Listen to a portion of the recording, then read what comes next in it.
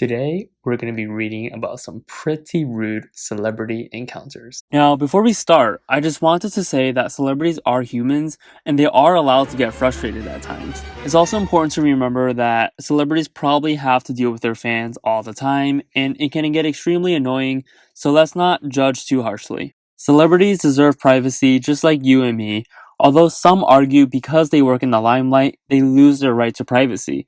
Comment down below on your opinion. So with that said, let's jump right in. William Shatner said he would give me an autograph in Hawaii when I was about 10. He said, "Let me get a pen," got in his limo, and drove off. Andy Jackson. He was invited to a telethon hosted by a hospital for children with severe disabilities, where my little sister lived until she passed away. Whenever the cameras were off, he would hide in his hotel room and seemed disgusted with the kids. Didn't want anything to do with them. When the cameras were on though, he was all smiles and hugs. It was so disheartening and disappointing. Almost 10 years ago, and I still remember it so clearly.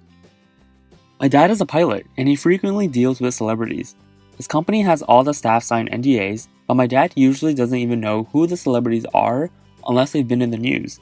He said that Nicole Kidman and Keith Urban are incredibly rude to their own staff. Personal assistants were terrified of them. Julia Roberts.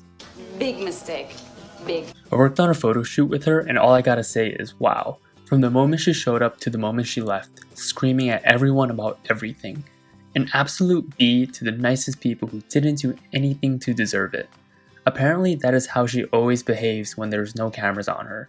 Lost every ounce of respect I had for her after that day. Kevin James is the biggest a-hole. Buddy of mine was a waiter for him, and when he asked him if he wanted anything to drink, Kevin responds, "You were told not to speak to me." Apparently his guards tell all the waiters to stay a distance from him. Don't touch. I lived in the same town as Justin Bieber, Stratford, Ontario.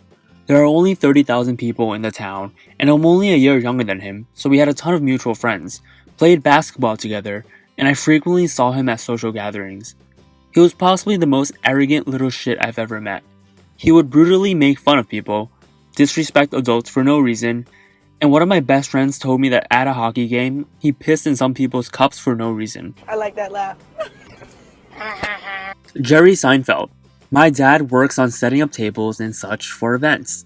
I went with him as a child to Comic-Con, I believe, and Jerry was there. I was a big fan of Seinfeld, so I ran up and asked for an autograph.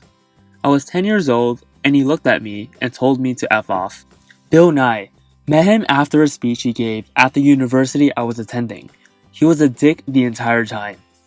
Another person commented on Bill Nye and said, "Yep, I grew up in Seattle, and when I was 6, I saw him when I was out walking with my mom. He was gardening his front lawn.